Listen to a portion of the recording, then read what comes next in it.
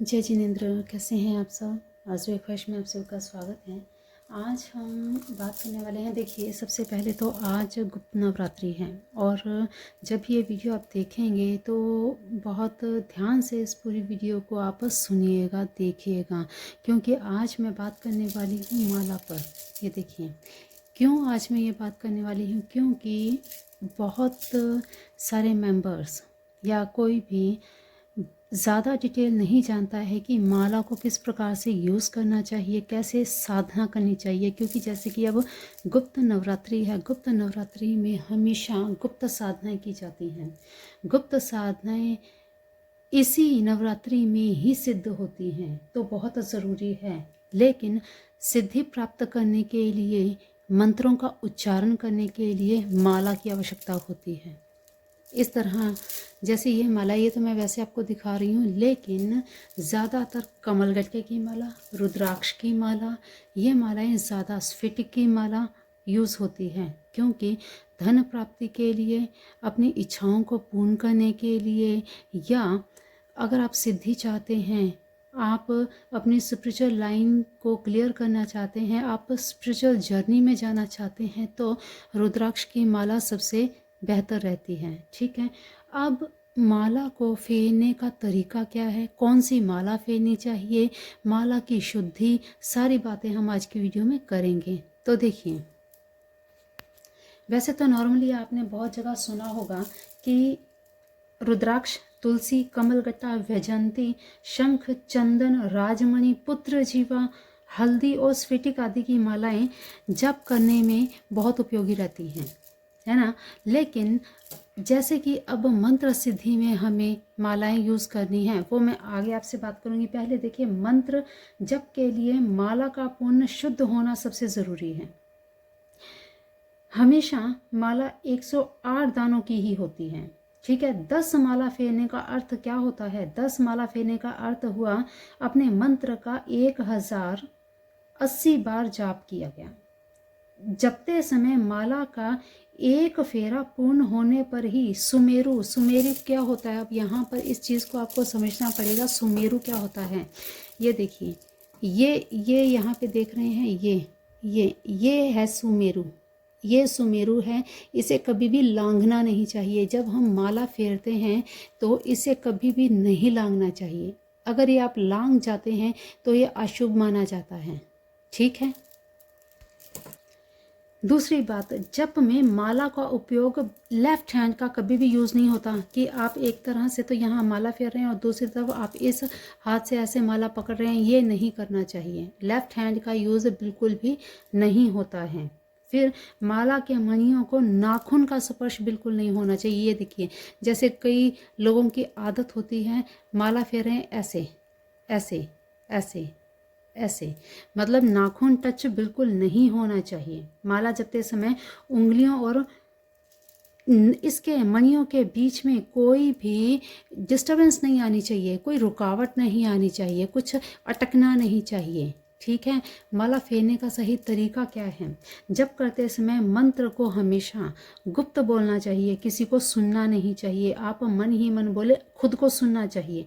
मन ही मन मंत्र जप करना सबसे उत्तम रहता है। लाल कपड़े की या पीले कपड़े की गोमुखी में ही हाथ रख कर जप करना चाहिए। माला को कभी आप ऐसे मतलब ओपन में बिल्कुल नहीं रखना चाहिए। खुली माला से जप करने पर यक्ष, राक्षस, बेताल, पिशाच, सिद्ध और विद्याधर आदि सफलता का सारा प्रभाव ले जाते हैं और आपके पास क्या रह जाता है? लेकिन आपने जो समय लगाया, बस कोई भी उसका फल आपको प्राप्त नहीं होगा। खुली माला से जाप करने पर आपका ध्यान यहाँ पर, ये इस सुमेरु पर भी जा सकता है कि हाँ बस कितनी देर हो गई, माला ख़त्म होने वाली है, कितना हम दे। कभी भी माला फेरते समय आपने ये नहीं देखना चेक करके इस तरह हाथ लगा करके कितनी, क्योंकि जब गौमुखी के अंदर माला होती है तो हमें दिखाई नहीं देती कि कितनी माला रह गई। तो अमूमन लोग क्या करते हैं, ऐसे ऐसे देख लिया और ऐसे नीचे से बाहर से हाथ लगा के देखेंगे माला कितनी रह गई, ऐसे ऐसे ऐसे करके देखेंगे। तो ये चीज़ कभी भी आपको नहीं करनी है। फिर इसके बाद जब आप सुबह माला फेरते हैं तब माला किस प्रकार से आपको यूज़ करनी चाहिए, कैसे आपको माला को पकड़ना है, कैसे आपको माला को अपने सामने रखना है। देखिए, जब आप सुबह मंत्र जाप करते हैं उस समय माला नाभि के सामने मध्य में, अपने हृदय के हार्ट के सामने, और शाम के समय अपने मस्तक के सामने रखकर जाप करना चाहिए। समझ रहे हैं आप कि सुबह जब आप करेंगे तो ये निचला हिस्सा आपका नाभि तक होना चाहिए, ठीक, और ऊपर आपके हृदय तक होनी चाहिए, ठीक है। फिर इसके बाद शाम के समय आपने माला को अपने मस्तक भौहों के बीच में यहाँ ऊपर सामने ऐसे करके आपको फेरनी है, ठीक है। अब इसके बाद और आपको क्या चीज़ों का ध्यान रखना है, सुमेरु पर जप कभी नहीं होता, इस चीज़ का ध्यान रखें। इसके ऊपर कभी भी जाप नहीं किया जाता, इसको सिर्फ लांघना है। यहाँ तक माला कंप्लीट हो जाती है, यहाँ से और यहाँ तक, इसको आपने ऐसे लांघना नहीं है, ठीक। दूसरी बात, फिर इसके बाद एक माला के पूर्ण हो जाने पर जब आप माला को घुमाते हैं तो माला घुमाते समय बाएं से आपको दाहिनी ओर घुमाना है। कैसे, जैसे ये माला मेरी पूरी हो गई, यहाँ पे मेरे माला पूरी हो गई, ठीक। अब इसको आपने लेफ्ट इस तरह से घुमाना है, ना कि इस तरह से, समझ के, इस तरह से लेफ्ट हैंड आपको घुमाना है, ठीक है। ये कुछ चीज़ें हैं जो आपको ज़रूर याद रखनी चाहिए, ध्यान में रखनी चाहिए। इसके अलावा जब भी आप माला करते हैं, हाथ से अगर माला छूट जाए, माला करते समय हाथ से छूट जाए तो ये अच्छा नहीं होता, शुभ नहीं माना जाता। तो हमेशा ध्यान रखें, जब आपका मन एकदम प्रसन्न हो, आपको नींद नहीं आनी चाहिए, नींद ना आ रही हो, आप थके हुए नहीं हो, एकदम प्रफुल्लित हो, एकदम आप अपने आप को एकदम चुस्त दुरुस्त जब अपने आप को फील करें, उसी समय आपको माला करनी है, उसी समय आपको पूजा में बैठना है। अदरवाइज आपका मन पूजा में नहीं लगेगा, दोष होंगे, फिर वो दोष आपको नुकसान देंगे, आपके कार्यों में व्यवधान आएंगे, ठीक है। फिर इसके बाद एक बहुत ही अहम, बहुत ही ज़रूरी बात, कि जब भी आप माला खरीदें तब ये ध्यान रखें, या आप घर में अगर माला गूंथते हैं तब भी आपको ध्यान रखना है कि माला के हर मनके के बीच में गांठ होनी चाहिए। ये जैसे ये मनका आप देख रहे हैं, ये एक साथ में ऐसे इकट्ठा नहीं होना चाहिए, जुड़ना नहीं चाहिए, इसके बीच में एक गांठ ज़रूर होनी चाहिए। इस बात का भी आपको विशेष ध्यान रखना है।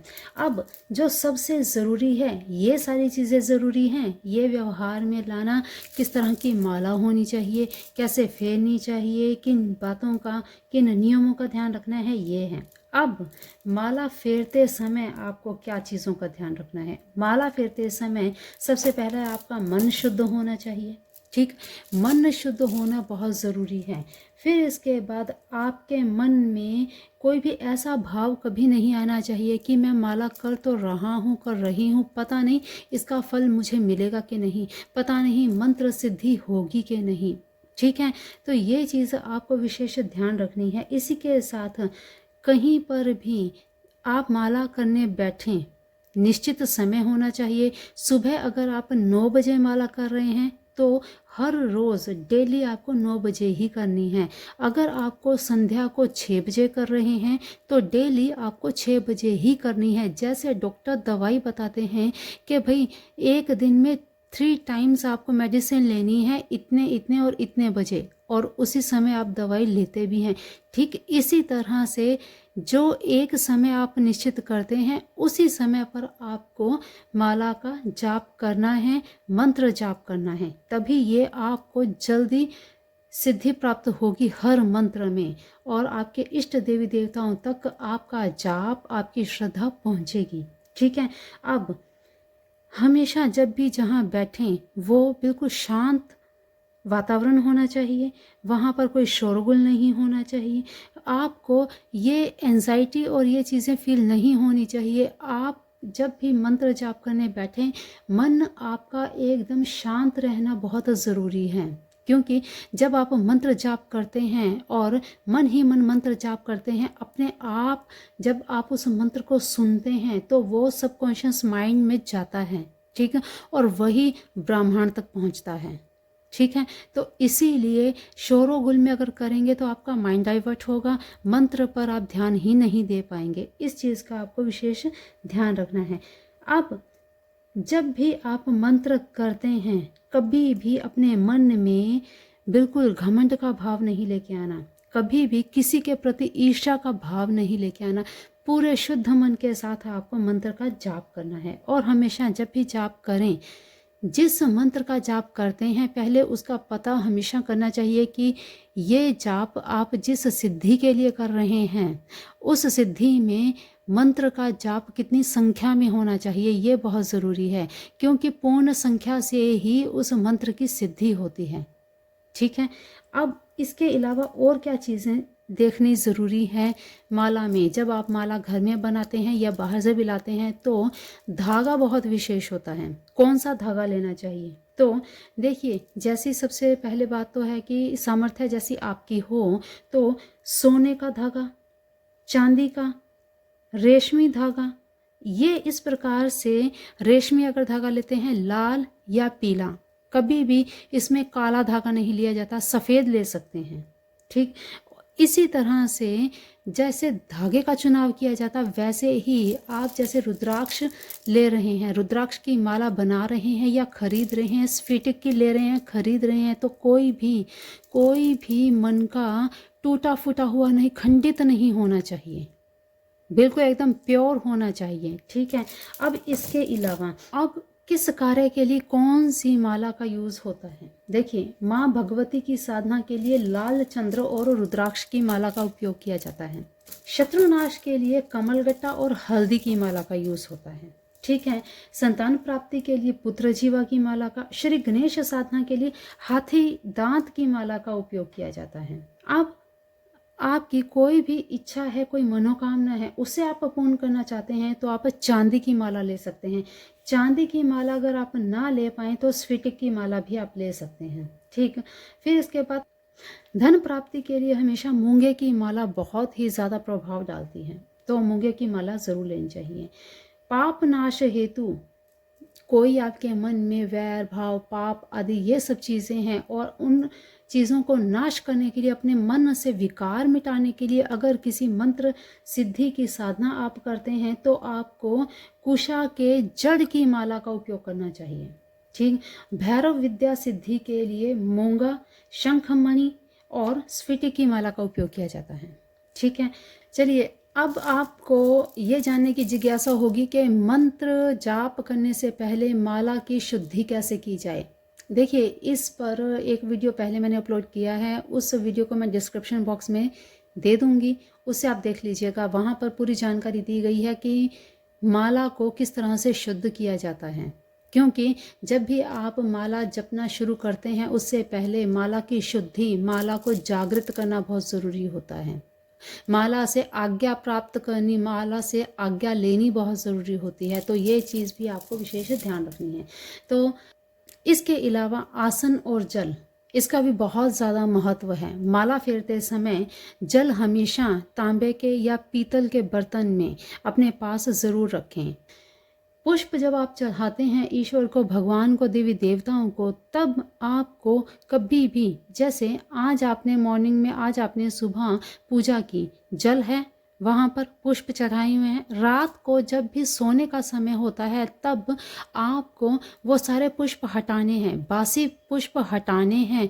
फिर आपने देवी देवताओं को नतमस्तक हो उन्हें विश्राम करने के लिए कहना है, और जो भी रात को सोने से पहले दूध आदि का, पान आदि का जो भोग लगता है वो भोग लगा के भगवान जी को आराम करने का, विश्राम करने का आग्रह करना है। ठीक है। इसी प्रकार से सुबह जब उठ जाते हैं तब जो आपने आज जल यूज़ किया है उस जल को अगले दिन आपने निकाल देना है, वृक्ष के तले डाल दें, आप पीपल के तले डाल दें, कहीं पर भी आप डाल सकते हैं, तुलसी में नहीं डालना बिल्कुल भी। आप जब मंदिर से गड़वी जो भी पात्र में जल होता है उसे तुलसी में बिल्कुल नहीं डालना होता। ठीक है। उसे आप किसी अन्य वृक्ष में डाल सकते हैं, पीपल में आप डाल सकते हैं, अशोका में डाल सकते हैं। ठीक है।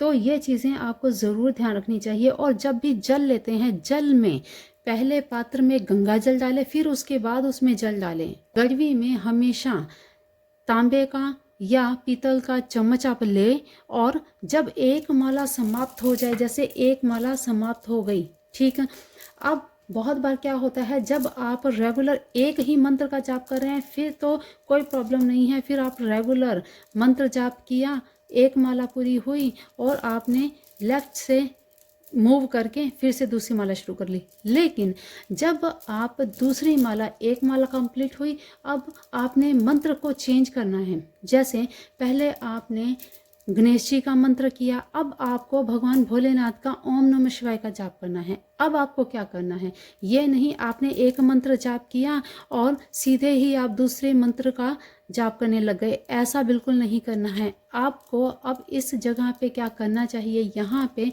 जब भी एक मंत्र समाप्त होता है, दूसरा मंत्र, माला आपके हाथ में है, माला को लीजिए लेफ्ट हाथ में, राइट हैंड से गड़वी आपके पास है, उसमें से थोड़ा सा जल लीजिए चम्मच से और माला को धो दीजिए, शुद्ध कर लीजिए फिर आपने दूसरा मंत्र शुरू करना है, ठीक है, ताकि जो पहला मंत्र आपने किया उसकी एनर्जी आपने प्राप्त कर ली।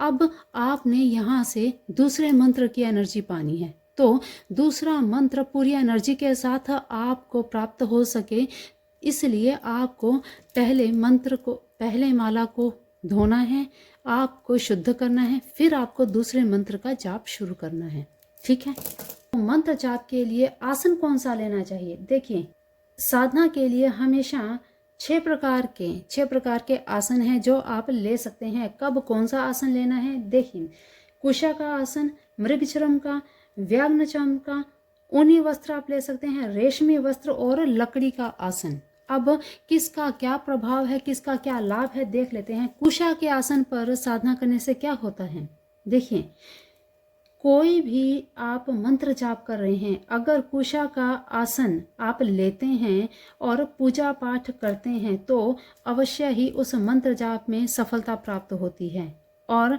साधक का अंतःकरण पवित्र होता है, सिद्धि प्राप्ति में सुविधाएं हो जाती हैं और दृढ़ इच्छा शक्ति, स्वास्थ्य में वृद्धि भी रहती है, दूषित प्रभावों और भूत बाधाओं का शमन होता है, साधनात्मक प्रवृत्ति और उपलब्धि प्रबल होती है। तो कितने सारे आपको बेनिफिट्स मिलते हैं जब आप कुशा का आसन यूज करते हैं अपनी साधना में। अब मृगचर्म क्या है, मृग क्या है, उसी की स्किन, उसकी चमड़ी का आसन कब यूज किया जाता है, मोक्ष प्राप्ति के, धन की प्राप्ति के लिए की जाने वाली कोई भी उपासना सिद्धि साधन में कृष्ण मृग चर्म विशेष रूप से यूज की जाती है। तो आजकल तो ये मृग चर्म का आसन मिलना संभव नहीं है, अगर आप कहीं ढूंढने भी जाएंगे तो आपको नेचुरल असली नहीं मिलेगी। तो उत्तम है कि आप कुशा का आसन या फिर ऊनी आसन का उपयोग करें, ठीक है। यहाँ पर केवल आपके ज्ञान के लिए आपको नॉलेज हो, ज़रूरी है कि हाँ इन सिद्धियों में, इन साधनाओं में इनका उपयोग किया जा सकता है, इसीलिए यहाँ पे ये चीज़ें बताई जा रही हैं। अब व्याघ्रचर्म आसन से साधना करने से क्या लाभ मिलता है, यह एक रजोगुणी आसन है।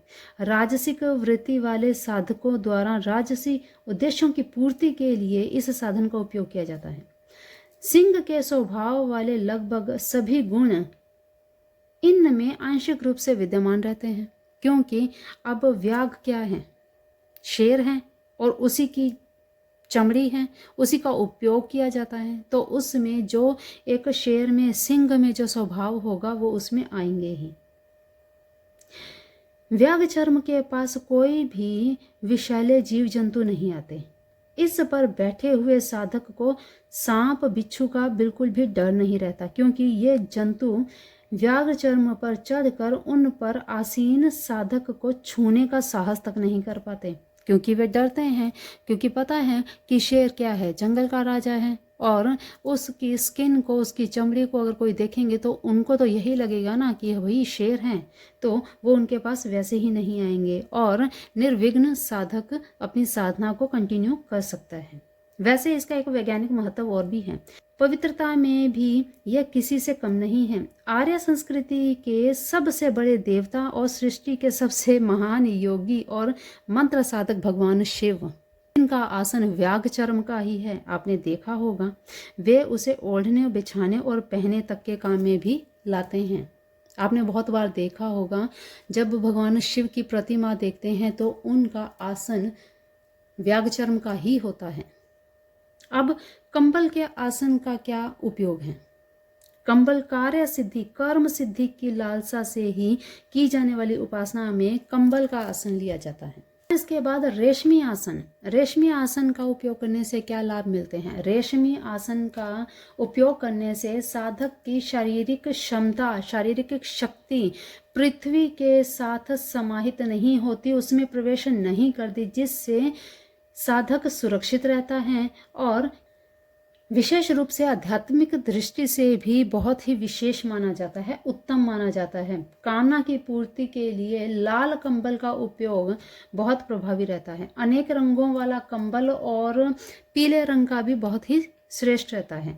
अब कौन से आसन का उपयोग नहीं करना चाहिए? बांस के बनाए हुए आसन का उपयोग करने से दरिद्रता आती है। पत्थर का आसन, जैसे आप कहीं बाहर जा रहे हैं, घूमने गए हैं और वहाँ आपका मन कर गया, ऐसे ही बैठकर आप पूजा करते हैं, तो ये तो व्याधिग्रस्त करता है। इसलिए कभी भी बिना आसन के नहीं बैठना चाहिए मंत्र जाप करते समय। धरती पर बैठकर खुली भूमि पर उपासना करने से साधक बिल्कुल दुख से परिपूर्ण होता है, तो कोई भी नहीं चाहेगा कि दुख आगमन हो। ठीक है, दुखों को भगाना होता है, इसलिए उनकी साधना का फल आदि धरती प्राप्त कर ले जाती है। इसीलिए कहा जाता है कि कभी भी बिना आसन के धरती पर सीधे नहीं बैठना चाहिए जाप करते समय। छेद वाली लकड़ी का उपयोग करना भी, कौन सा होता है छेद वाली लकड़ी? छेद वाली लकड़ी अर्थात घुन लगा होता है, जिसमें दीमक लगा होता है, ऐसी लकड़ी का आसन बिल्कुल भी यूज़ नहीं करना चाहिए। कहीं से भी आसन फटा हो, कटा हो, बिल्कुल यूज़ नहीं करना चाहिए। तिनकों से बने हुए आसन का प्रभाव साधक को धन हानि और यश क्षीण की संताप देता है, इसलिए इस प्रकार के आसन का भी यूज़ नहीं करना चाहिए। पत्तों से बने हुए आसन मानसिक तनाव देता है, मस्तक को भ्रमित करता है। सामान्य वस्त्र, कपड़ा और कुर्सी का उपयोग भी साधना के लिए निषेध ही माना गया है। लेकिन आज की दौड़ भाग भरी जिंदगी में हर कोई सोचता है कि चलिए, शरीर में इतनी जान नहीं है, आसन पे नीचे धरती पर बैठना संभव नहीं है, चेयर पे बैठ जाएं, कुर्सी पे बैठ जाएं। लेकिन आपको यहाँ पे बता दिया जाए कि अगर आप चेयर पे, सोफे पे कहीं पर बैठना चाहते ही हैं तो आसन ज़रूर बिछाएं। वहाँ पे कुर्सी पे बैठ रहे हैं तो भी वहाँ पे आसन ज़रूर बिछाएं, सोफे पर बैठ रहे हैं तब भी। कभी भी बेड पर आसन बिछाकर मंत्र जाप नहीं करना चाहिए। बेडरूम में बैठकर, बेड के ऊपर बैठकर तो कभी भी जाप नहीं करना चाहिए, क्योंकि वहाँ पर कभी भी सिद्धि प्राप्त नहीं होगी, मंत्र जाप का आपको फल मिलेगा ही नहीं। ठीक, तो ये बहुत सी ऐसी चीज़ें हैं जो आपको मंत्र जाप में बहुत ही ज़्यादा काम आएंगी। इन चीज़ों का आपको ध्यान रखना चाहिए, ताकि जब भी आप मंत्र जाप में समय दें, जब भी आप अपने इष्ट देवी देवताओं को प्रसन्न करना चाहें, तो आपका किया हुआ मंत्र आपको पूर्णतः रूप से आपको फल दे सकें। ज़रूरी है, इसलिए ये वीडियो आप अपने अपनों के साथ भी ज़रूर शेयर कीजिएगा। तो चलिए, आज की वीडियो में विशेष इतना ही। गुप्त नवरात्रि चल रही है, कोई भी एक मंत्र पकड़ लीजिए, जिस प्रकार की भी आपकी इच्छा है। ठीक, अगर आप चाहते हैं कि हमारे चैनल के माध्यम से आपको पता चले कि कौन से मंत्र की सिद्धि करनी चाहिए, कमेंट बॉक्स में ज़रूर कमेंट कर दीजिएगा। बहुत ही विशेष जानकारी यहाँ पे दी गई है, इसे अन्यथा मत लीजिएगा। तो चलिए, बहुत ही विशेष जानकारी है, शेयर करना बिल्कुल मत भूलिएगा। गुप्त नवरात्रि की साधना का ये समय है, तो ज़रूर भरपूर लाभ लीजिए, अपनी मनोकामनाओं को पूर्ण कीजिए। शावर मंत्रों द्वारा भी आप मंत्र सिद्धि करके अपनी सभी इच्छाओं को पूर्ण कर सकते हैं। तो चलिए, आज के लिए इतना ही। मिलते हैं फिर ऐसी ही नई वीडियो में नई जानकारी के साथ। तब तक के लिए अपना ध्यान रखिए, मस्त रहिए, स्वस्थ रहिए, अपने अपनों का भी ध्यान रखिए। जय जिनेंद्र, जय राधे कृष्ण, जय मेरी माँ भगवती। शुभ नवरात्रि।